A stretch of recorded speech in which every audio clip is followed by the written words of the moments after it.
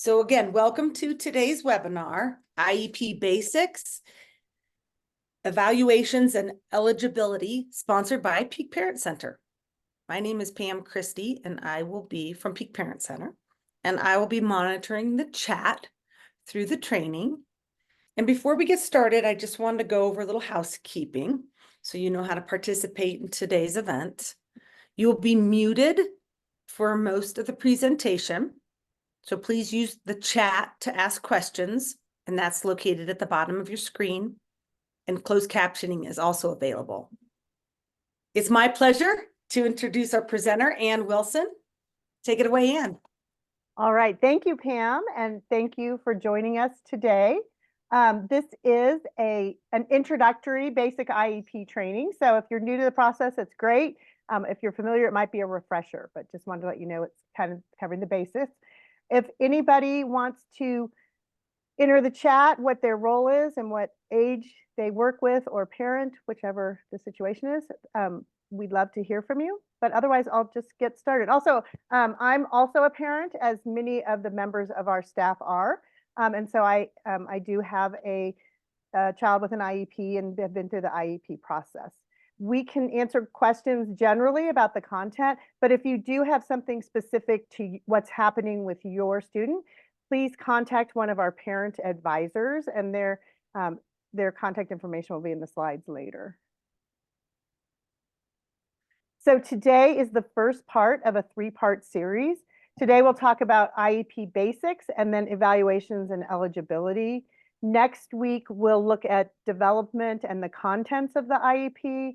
And then part 3, we'll talk about implementation of the IEP and advocacy. And we'll also talk about the dispute resolution options in that session.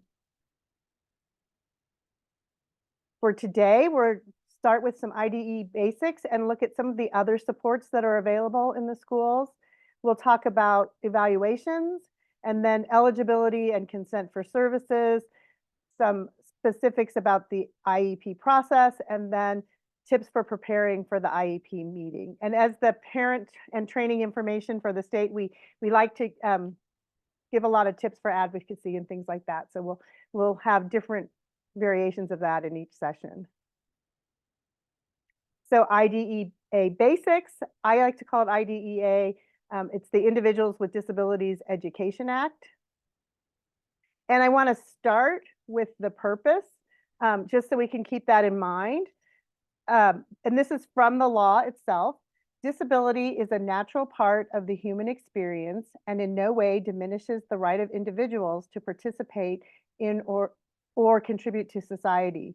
Improving the educational results for children with disabilities is an essential element of our national policy of ensuring equality of opportunity, full participation, independent living, and economic self-sufficiency for individuals with disabilities. So that's the purpose of why we have the law.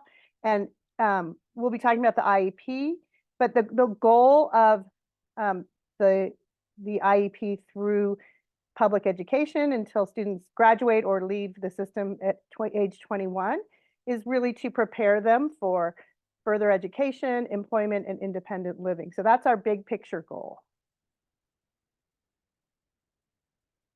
Special education is specially designed instruction that addresses the unique needs of eligible students. And I'd like to emphasize that specially designed instruction is the key to special education. So there are students with disabilities who don't need special education because they don't need that specially designed instruction.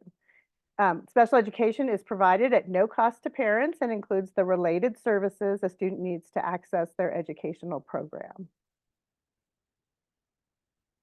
Two big concepts that you'll want to be familiar with are FAPE, and that's free appropriate public education, and the least restrictive environment, which is often referred to as the LRE.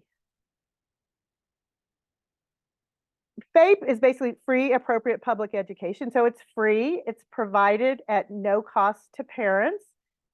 It's at public expense. It's also under public supervision. So that's the public part. This is for the special education. You will still have to pay fees for programs or things that all students pay in the school. And it has to meet the standards of the state educational agency. and it includes an appropriate preschool, elementary, or secondary school education provided in accordance with the Individualized Education Program, or IEP. That word appropriate comes up a lot in the context of IEPs. The least restrictive environment means that a child with a disability is educated within the same classroom as non-disabled peers to the maximum extent appropriate. So this is a really strong preference of IDEA. They use the word maximum, but it's also what's appropriate for the student. So that's something that's determined by the IEP team, and it's the principle that guides their program. It's not like a particular place.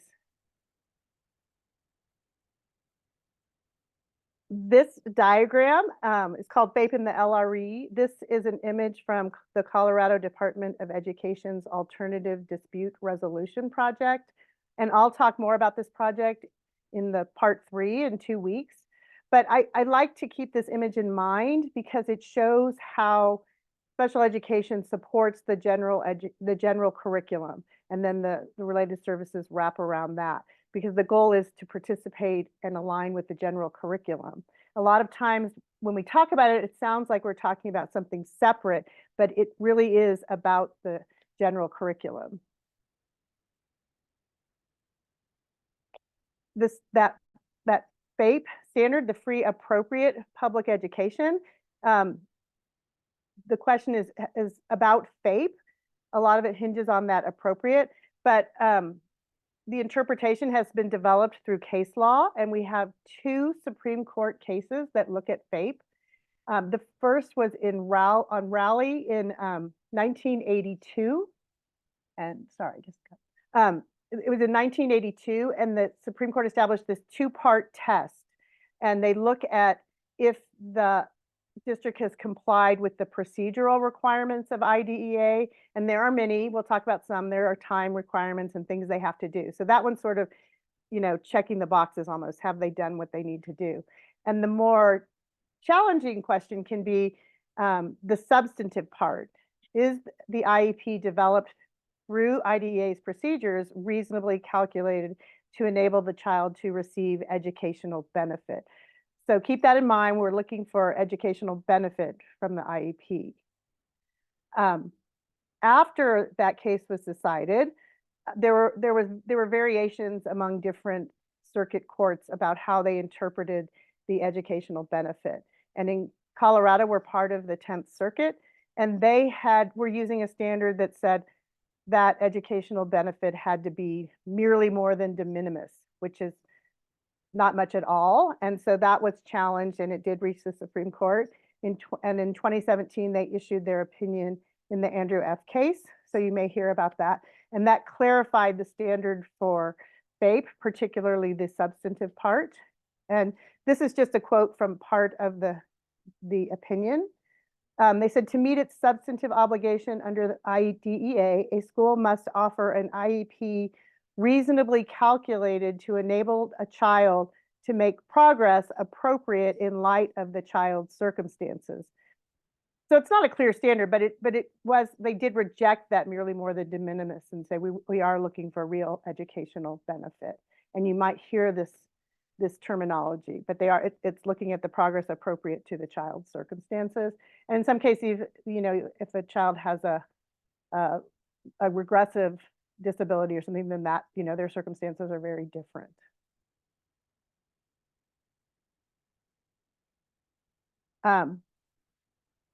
Before we get into more detail about the IEP, I do want to just highlight there are other supports for students with disabilities. The most common is a 504 plan. This is not part of IDEA. It's from a separate law. It's Section 504 of the Rehabilitation Act of 1973. And that's a civil rights law that prohibits discrimination on the basis of disability in programs that receive federal funds, which includes schools. So Section 504 is a broad law. It would apply throughout the life of a person with a disability, but we look at it specifically in the public education section, in which case students may have what we call 504 plans. And that's a plan that helps them get the support they need. And students with IEP also have rights under Section 504. They could have both plans, but they often just have the IEP. There are other classroom supports too. You may be familiar with the multi-tiered system of supports. That's what we use in Colorado. And so they look at the level of supports that student needs. And they start with tier 1. Then if the students need some more support, there's tier 2. And then tier 3 is when they need more intensive support, such as special education. So be aware that's happening in the classroom. And at least you can ask some questions about what supports are happening. READ plans is a state law, so it's IDEA is a federal law. READ plans is a state law about literacy. So if you have a young child, they're trying to get kids to be reading at grade level by grade 3. And so they're identifying kids at risk of, I think it's called sufficient reading deficiency. And if they are, then they'll develop a READ plan with the goal to get them reading at grade level. If they aren't reading at grade level by 3rd grade, it continues until they achieve grade level. So some kids are on READ plans from when they start and it continues. And there's some students that have both a READ plan and an IEP. So pay attention to that. There's also some supports, and these are links when you get the slides, support for culturally and linguistically diverse learners. And sometimes there's other supports that separate from IDEA. And then for students that need advanced learning, there are also advanced learning plans. So there's a lot of things going on in the classroom besides special education. Now to evaluations and eligibility. It all starts with an evaluation. So an evaluation is needed before a child can enter the special education system. And then it's not more than once a year unless a school and parent agree otherwise. They might find that they're seeing something that they want to understand that wasn't included or something. But be aware that some of the assessments that they use can't be used more frequently than once a year to be valid. So there's a lot that goes into that. And then once every 3 years, unless the parent and school agree it's not needed, you'll have a reevaluation and a redetermination of eligibility. An evaluation can be requested. You can have a referral from anyone. So it could, a medical provider or someone could refer and say, I think this student should be evaluated. It's the school's responsibility to identify students. You might have heard of child find, but the evaluation cannot occur unless the parents have consented. So we'll talk about that. Parents can also request an evaluation if they suspect their child has a disability. And I'll talk a little bit more about how you might request that. And again, the consent is required before the evaluation can take place. So we always say, request your evaluation in writing, but sometimes people, what do I say? So these are just some tips of things you might want to write down if you want to send a written request. And you can send that to the school staff, and you can also send it to the special education director for your district. And you want to just state specifically that you're requesting an evaluation for the child and give their information, name, school grade, and that you specifically want to determine if they qualify for special education services. Sometimes people will have conversations and they might think they requested an evaluation, but it's not clear. And so that's why we recommend that you do it in writing. And then you want to describe your concerns. You could let them know that you want to sign the consent as soon as possible, and that you understand that once the consent is signed, they have 60 days just to let them know you're aware of the process. Provide your contact information. If you need interpretation, you can request that then so they're aware. And then if you have scheduling meetings is always a challenge. If you have constraints, like you can say, we can only meet on Tuesdays and Thursdays, you might as well let them know that from the beginning so that that's clear. If you want help writing a request for an evaluation, contact a parent advisor at Peak Parent Center. So once the evaluation has been requested, the school must notify the parents and describe the procedures and what evaluations, in what areas they're evaluating. And that's when they need to obtain the written consent. So you need to get this form from the school. And sometimes parents aren't aware of that. And so they think they requested but they haven't done this piece, and the time doesn't run until that piece is done. When they do the evaluation, they must use a variety of assessment tools, and we'll talk more about that. And they're determining if the child has a disability under IDEA. There are 14 categories of a disability, and they must have one or more of those. And then if the student's determined eligible, they'll also use those evaluations to determine what needs to be in the IEP. The evaluations can't be discriminatory or have racial or cultural biases, and parents must be given copies of the evaluation reports. So we talk about all areas related to the suspected disability. You won't necessarily do all these areas, but you want to think about all these areas. It could be health, vision, hearing, social and emotional functioning, general intelligence, academic performance, communicative status, and motor abilities. And this is another resource from the Alternative Dispute Resolution Project, but this is just a visual that looks through all those areas. Sometimes there will be something that, they'll be having issues with academics, but it actually turns out the student has a hearing issue or a vision issue. So that's why you want to make sure you're covering all the areas related to the suspected disability. But it doesn't mean you'll do all of these. It means the team will decide what needs to be done. The evaluation must use a variety of assessment tools and strategies to gather all the information, looking at functional, developmental, and academic information. This will include information provided by the parent. So there might be formal standardized tests of intelligence or academic achievement.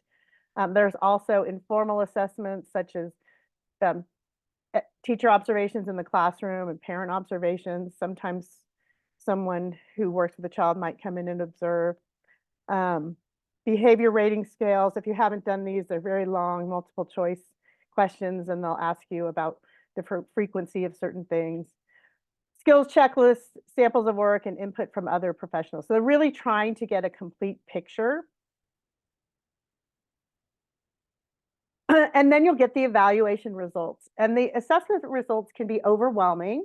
They may be reported in a variety of ways. You might get standardized scores, percentile ranks, and then age or grade equivalents. A lot of times you'll get the percentile. So it can be helpful to, if you're a visual person, it can be helpful sometimes to have them put that on a bell curve. But we really want to make sure parents understand this information. So if there's a way that will help you understand it better, let your team know. And we'll talk about this in the IEP team members, but they always have to have someone who can explain the evaluation results. You might have a functional behavior assessment if behavior is interfering with education or is a concern. And the functional behavior assessment will look at why the child is behaving as they do in the circumstances. So they'll look what's happening in the environment, what's causing the behavior. The goal is to learn about the behavior and know when it's happening and maybe what's causing it, and then to help plan positive strategies to teach new behavior. Keeping in mind that behavior is communication. If you do have a functional behavior assessment, they do need someone who's trained in this. So you might have a behavior specialist or a school psychologist involved in an FBA, as we call them. An independent education evaluation is basically a private evaluation, but there's a very specific way this is used in special education. And the independent education evaluation is one of several parent rights, and you will receive the procedural safeguards at various points, and that gives detailed information on all these rights. But a private, you can always do a private evaluation on your own. Some families like to pay for those because they feel like it gives them more specific information, but they're very expensive. If the school does their evaluation and you disagree with what they found, you can request an IEE or independent education evaluation, and you can request that the school pay for that. The school district can either pay for the independent evaluation, or they can request a hearing to show that it's that the evaluation they did is appropriate and then not pay for it. Keep in mind that they have to do the evaluation first, and then you can only request one for that evaluation. So if you do the evaluation, request an IEE, and you still don't like the results, you can't request any more on that evaluation. So once you've got the, you've done the evaluation, you have all that information, you will have to determine if the student's eligible. So the evaluation and eligibility determination are to be completed within 60 days after the consent for evaluation is received. And the parents and school staff will decide if, because of the disability, there's a need for special education and related services. So it's a team decision. And sometimes there's not a lot of discussion about this. Sometimes it seems like everyone's sort of in agreement, but sometimes there can be some disagreement around this. The child can't be determined to have a disability because of a lack of appropriate instruction or limited English proficiency. And that can be sort of hard to tease out. And I think this has come up more recently because of that some of that time lost in instruction with the COVID pandemic. If the team determines that the student's eligible for special education, the parents have to give permission to begin special education services. The parents could decide that they actually don't want special education, and in that case, the district can't use due process. They can't get the parents' consent. Once the parents consent, then their services will continue unless the parents revoke consent. So they don't get consent each year. They just do the initial consent and then keep going through the process. Again, reevaluation will be every 3 years, and they'll look at what they have because you have a lot of data from when the student's in the process, and then they'll determine what else do we need to know, and they'll conduct those evaluations. They will once again want to make sure the student has a disability. Sometimes disability categories might change as the student gets older. There's a category that ends at after age 8, so that one would change. So you might have a different disability category later. They'll also look at where the student is now. We're always getting a baseline for the year. They'll once again determine if the child needs special education and then what changes they need to make to the IEP. So that's kind of the evaluation and eligibility. And then I'm just going to give a high level view of the IEP process. So within 30 days of completing the evaluation, which was again that 60-day period, they'll have an IEP meeting, and with that they'll write the IEP that describes the child's eligibility and what the needs and impact of the disability are. Sometimes that IEP and eligibility meeting will happen at the same time. Sometimes they'll be separate. Again, it depends on the circumstances. That will be the initial IEP when you write the first IEP, and thereafter you are required to have an annual evaluation and that reevaluation meeting every 3 years. And they used to be called triennial, so you might hear some people referring to them as your triennial meeting. There are required IEP team members, and I'll go over that. There's a process for excusing members from meetings. This comes up sometimes because, sometimes someone has something come up and they can't make it, and you have to decide whether to reschedule or have the meeting. Sometimes you just can't find a time. It can be really hard to find a time that works for everyone, especially some people have very large IEP teams. And there's also a process for amending that. So keep in mind that you're required to have this annual meeting, but if something comes up, or if you're seeing something that you weren't seeing when you did the initial IEP, you can have meetings during the year.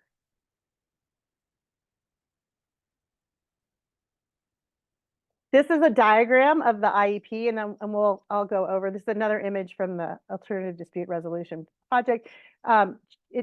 the idea is it's a circle. Everyone has an important role. It's a little different from what you may have experienced in dealing with schools, because it's another one of the parental rights is meaningful participation. And parents really have an important role at the table, and parent input is expected. And everybody has different roles and different expertise. And so ideally that everyone's having a chance to participate in the meeting.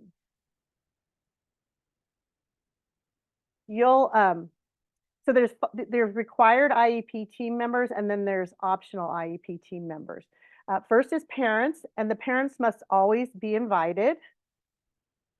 Not less than one regular education teacher, unless the student does not participate in regular education.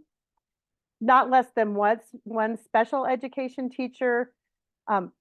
However, if a student is only receiving speech and language services, they would have a speech pathologist, not the special education teacher. And then you need a school district representative, and that's someone who can commit to the IEP that the team agrees on. You don't want to have a meeting and then someone say, oh, no, you guys can't do that. So you want to make sure you have that school district representative.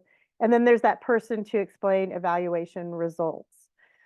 Keep in mind that these are roles, and so you need these people, but sometimes there's a person who might wear two hats. Sometimes the special education teacher can explain the evaluation results. Again, as with everything, it depends on what your evaluation covers, how complex and things like that. And then there's optional IEP team members. You have the related services staff, and I'll talk more about related services next week, but that's the speech therapists, occupational therapists, counselors, whoever happens to be part of the IEP. And number 7, which is very important for parents, is others who know the student. So families should be aware that they can invite people to the IEP meeting. Sometimes people work closely with someone outside of school, and they may want to have that provider participating in the meeting because they can bring information. Sometimes parents just want to have someone there with them, and you can bring a friend or a family member to the meeting with you. And so keep number 7 in mind. And then later, when you get to the point where you're working on transition planning, there may be people that can help support the student in their transition goals that you might want to have attend. And then finally, the student. This is one that I really think is important. This is the student's IEP meeting, and over time you want them to be developing self-determination and making more of the decisions about their life. And so involving them as much as you can from an early age can be really helpful, so it becomes something they do, not something that you're later trying to get them to do. And so think about ways that your student might be able to, even if they just come for a brief time, to share a little information about how they're feeling about school, what's going well and what doesn't work. In a little bit, I'll talk about parent input, but the IEP actually says parent and student input. And there's some tools you can use too online. There's one called I Am Determined, where you can put little images about strengths, preferences, and interests that the student could put little pictures on or things. So there's a lot of ways to do that, but it can be really helpful for the long-term goals. So ideally, all IEP team members will participate in every meeting, but sometimes that doesn't happen. So there are specific rules for when team members may be excused. And so you'll get into a situation where you'll have to decide, should we go ahead with the meeting or without this person, or do we need to reschedule? So carefully consider what the person's role is, what the meeting's discussing. Will you be making decisions that they will have to carry out, things like that. So the rules are, if their area of curriculum is not being changed or discussed, the parent school district have to agree. But if their area is being discussed, they have to give a written report before the IEP meeting, and the parent has to consent and the school has to agree. So those things will be in writing, and you'll they have forms for all these things, so you'll have to sign a form. So today, just a few quick tips for success in the IEP process and also preparing for the meeting. Obviously, we think communication is very important. That's why it's here 3 times, communication, communication, communication. A lot of times when teams are having difficulty, sometimes it either relates to like a lack of communication or a miscommunication. So it can be really helpful up front to kind of ask how someone communicates. A lot of professionals have specific times. You know, some people don't. Some people check their emails at specific times. Some people only do it at certain times. So just to know what their communication practices and preferences are, and also to let them know what yours are. Sometimes there'll be something that's bothering you, and you don't have a conversation about it, and sometimes that builds into something else. And so trying to keep things in a good working level can help. And this is much easier in elementary school when you have a lot of opportunity to meet with, you run into teachers more. Check this. Oh, Pam, you can answer that one. Building relationships. Remember, the IEP is this meeting that happens once a year unless you need one, but the IEP is a process throughout the year. And it's a hard system to work in, and it can be overwhelming for parents. It can also be overwhelming for educators, and it works best when we're working together. So work on building relationships and getting to know each other. That can help things go smoothly. Monitor emotions. This can also be a very emotional process. There's a lot. If you're a parent, it can there's a lot you have to process. There's some fears sometimes about what's happening. You have a lot of worries. Sometimes there's grief. So there's a lot going on, and that's all very natural, and we want to process those. But if there's something that you're feeling emotional about, whether you're upset or you're mad, try and find a way to kind of work through that a little bit before you go into the meeting. Sometimes you can, have a conversation. You can, sometimes people call our parent advisors, but, try and talk through it with someone so you can kind of get through that and then have the conversation where you're really working for the best results in the IEP process. There's an organization called the Center for Appropriate Dispute Resolution in Special Education called CADRE. It's a national technical assistance organization. There is a fair amount of conflict that comes up in the process, and so they're there to provide support on how to have more effective meetings. So they have a resource called Steps to Success: Communicating with Your Child's School. I think it's 4 pages. It's short, but it gives some good strategies. There's a link on the resource page. And then when you're preparing for the IEP, I like to recommend something like a 1-page profile. There's a link on the resource page where you can see some 1-page profiles. But the idea is giving, just some, if you're a graphic artist, sometimes people make really cool looking ones, but the idea is just kind of giving the key information on a page sheet so that you can have more information about who your student is or who your child is as a person, kind of fun facts, and then also like the things that help most and the things that are challenging, just so they can have that quick handouts. Sometimes parents will give those to all the staff members their student works with. It can be something to give to a substitute when one's coming. And there's a lot of different ways to do it, but again, you can look at the link, but that can be a good way to kind of shape the narrative in a way that you want to, because the IEP is long and it's text heavy and mostly has information about what your student needs. So another one is the parent input form. I'll talk more about this again in the other ones, but as I mentioned, the parent input is a key part of the IEP meeting. And you can use the parent input form to provide information to your school. Sometimes they have a form they might give you to use. I find when I was first in the IEP process, I never prepared my parent input. I just, they would ask me in the meeting and I would just kind of say what I thought of. So I found it helpful to think about this in advance, because when I just thought of it in the meeting, it was usually like, what's the most recent thing that happened? So I like to think about it in advance and think about what's really important to our family that we want to make sure they know, because we all have different preferences. So thinking about preparing what you want to say before you go. Keep records, you'll get a lot of them. Now they're more digital, but it's good to have these records, and I'll talk about more of this in the advocacy section. As I mentioned, contact a peak parent advisor. You actually can call and talk to a person, or you can email, whatever your preference is, but it's nice in this day and age. Sometimes I have trouble getting through to a person, and so know that there are people here to answer any questions. I think that's the end of today. So next week again, it's development of the IEP, and then the following week is implementation of the IEP and advocacy. And these are the resource links that I mentioned, so you can get more information on the things that I talked about today. So now, if anyone has any